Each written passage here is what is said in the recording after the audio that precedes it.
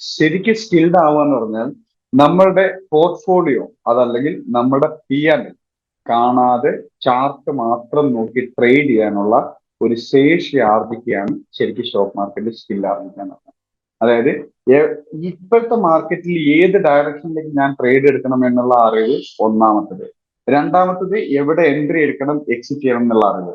മൂന്നാമത്തത് ആ എൻട്രിക്കും എക്സിറ്റിനും ഇടയിൽ നമ്മളുടെ സിസ്റ്റം മാത്രമേ ഫോളോ ചെയ്യൂ എന്നും പി ആൻഡ് എൽ ഞാൻ നോക്കില്ല എന്നുള്ള ശേഷി, ആ ഒരു നോക്കാതിരിക്കാനുള്ള കഴിവ് ആർജിക്കലാണ് സ്റ്റോക്ക് മാർക്കറ്റിൽ സ്കിൽ ആർജിക്കുക എന്ന് പറഞ്ഞത്.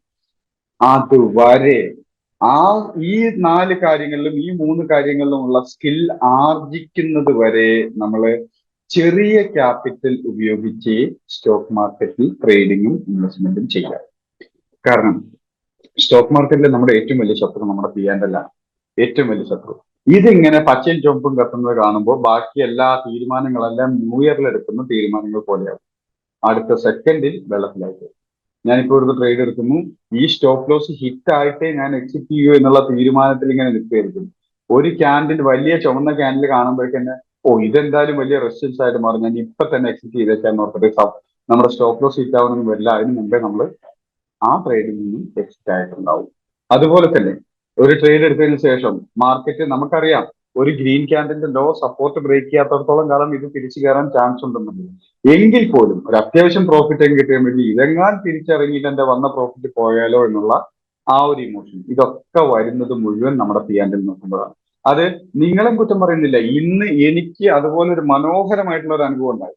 അതുപോലെ മനോഹരമായിട്ടുള്ള ഒരു അനുഭവം, അതായത് മനോഹരമായിട്ടുള്ള അനുഭവം എന്ന് വെച്ചിട്ടുണ്ടെങ്കിൽ ഇന്ന് രാവിലെ ഞാൻ ഇന്ന് ഈ നമ്മുടെ മിഡ് ക്യാപ് നിഫ്റ്റി എക്സ്പയറി ആണല്ലോ എന്ന് കണ്ടു.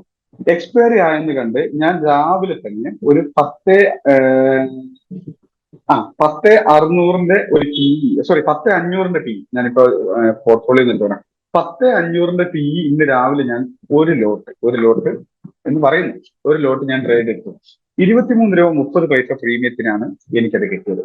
അത് ഈ ശരാശരി ഏതൊരു മലയാളിയെ പോലും ഏതൊരു ട്രേഡറെ പോലും 51 രൂപ 20 പൈസ എത്തിയപ്പോ ഞാനത് എക്സിറ്റ് ചെയ്തു. 51 രൂപ 20 പൈസ എത്തിയപ്പോ ഞാനത് എക്സിറ്റ് ചെയ്തു. അത് ഇന്ന് പോയി ക്ലോസ് ചെയ്തത് 178 രൂപയിലാണ്. ഇന്ന് പോയി ക്ലോസ് ചെയ്തു. ഇത് ഏത് ആശാനും പറ്റും. പക്ഷേ അത് ഞാൻ ഓവർകം ചെയ്തു. എവിടെയെന്ന് വെച്ചിട്ടുണ്ടെങ്കിൽ അത് മാർക്കറ്റിൽ അടുത്തൊരു ട്രേഡ് എടുത്ത് 10,600 കോൾ ഓപ്ഷൻ എടുത്തു. അത് എനിക്ക് കിട്ടിയത് 10 രൂപ 30 പൈസക്ക് കിട്ടി. അത് ഞാൻ എക്സിറ്റ് ചെയ്തത് 75 രൂപയ്ക്കാണ്. ഇന്ന് അത് ക്ലോസ് ചെയ്തിരിക്കുന്നത് 78 രൂപ 30 പൈസയിലാണ് ക്ലോസ് ചെയ്തത്. 10 രൂപ 30 പൈസക്ക് 10,600 ഒരു കോൾ ഓപ്ഷൻ മിഡ് ക്യാപ് നിഫ്റ്റിയിൽ എടുത്തു. അത് ഞാൻ എക്സിറ്റ് ചെയ്തത് 75 രൂപ ചില്ലറക്കാണ് എക്സിറ്റ് ചെയ്തത്. അത് ഇന്ന് ക്ലോസ് ചെയ്തത് 78 രൂപ 30 പൈസക്ക്. പക്ഷെ അതിനേക്കാൾ എന്നെ നിരാശപ്പെടുത്തിയത്, അതിനേക്കാൾ കുറച്ചും കൂടെ ക്വാണ്ടിറ്റി കൂടുതൽ ഉണ്ടായിരുന്നു 10,500 കോൾ ഓപ്ഷൻ. അത് ഞാൻ എടുത്തത് 23 രൂപ 30 പൈസക്ക് എടുത്തു. അത് എക്സിറ്റ് ചെയ്തത് 51 രൂപ 20 പൈസക്ക് എക്സിറ്റ് ചെയ്തു. അത് ക്ലോസ് ചെയ്തത് 178 രൂപ 85 പൈസ. അതായത് ഈ പ്രോഫിറ്റ് ആൻഡ് ലോസ് ഞാൻ ജസ്റ്റ് നോക്കിയപ്പോഴാണ് ഈ ആദ്യത്തെ ട്രേഡ് ഞാൻ എക്സിറ്റ് ചെയ്യാൻ തീരുമാനിച്ചതും എക്സിറ്റ് ചെയ്തത്. അത് എക്സിറ്റ് ചെയ്ത് പിന്നെ മാർക്കറ്റ് മൂവ് ചെയ്യുന്നപ്പോ എനിക്ക് എന്റെ അബദ്ധം മനസ്സിലായി. അത് കവർ ചെയ്യാൻ ഞാൻ വീണ്ടും ഒരു ട്രേഡ് എടുത്തു. ആ ട്രേഡാണ് എനിക്ക് അത്രയധികം പ്രോഫിറ്റ് കിട്ടുന്നത്. ആ ട്രേഡ് ഞാൻ ചെയ്യാൻ നോക്കിയിട്ടില്ല. കാരണം ആ ട്രേഡും ചെയ്യാൻ നോക്കിയിരുന്നെങ്കിൽ അത് 78 രൂപ വരെ ഒന്നും ഞാൻ നിൽക്കില്ല. കാരണം 10 രൂപ 30 പൈസക്ക് എടുത്ത ട്രേഡാണ്. അത് 78 രൂപയ്ക്ക് വരെയൊക്കെ മാർക്കറ്റ് പോകുന്നത് ഞാൻ പ്രതീക്ഷിക്കുന്നില്ല. 75 രൂപ എക്സിറ്റ് ചെയ്യാൻ ഞാൻ കാത്തിരിക്കില്ല. ഞാൻ ചിലപ്പോൾ ഒരു 30-40 രൂപ ആകുമ്പോഴേക്കും ഞാൻ അത് എക്സിറ്റ് ചെയ്ത് മാറിയിട്ടുണ്ടാവും. പക്ഷെ പി ആൻഡ് എൽ നോക്കാതിരുന്നപ്പോ, അതായത് എനിക്ക് എന്റെ സിസ്റ്റം ഫോളോ ചെയ്യാൻ ഞാൻ തീരുമാനിച്ചപ്പോൾ കിട്ടിയ പ്രോഫിറ്റ് ഹ്യൂജ് ആയിരുന്നു. അതേ ദിവസം അതേ സാഹചര്യത്തിൽ തന്നെ മറ്റൊരു ട്രേഡ് എടുത്തപ്പോൾ വളരെ നിസ്സാരമായിട്ടുള്ള, അതായത് 23 രൂപയ്ക്ക് എടുത്ത ട്രേഡ് 51 രൂപയ്ക്ക് എക്സിറ്റ് ചെയ്തു.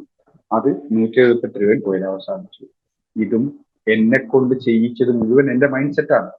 ഈ മൈൻഡ് സെറ്റിന് നമ്മളെ കൊണ്ട് ഇങ്ങനെ ചെയ്യിക്കുന്നതിന്റെ പ്രധാന കാരണക്കാരനാണ് നമ്മുടെ ക്യാപിറ്റൽ. ഇപ്പോഴത്തെ ട്രേഡിന് എന്റെ ക്യാപിറ്റൽ അല്ല ബാധിച്ചത്. പക്ഷെ 90% ആളുകളെയും ബാധിക്കുന്നത് അവരുടെ ക്യാപിറ്റൽ, ഉപയോഗിക്കുന്ന ക്യാപിറ്റൽ.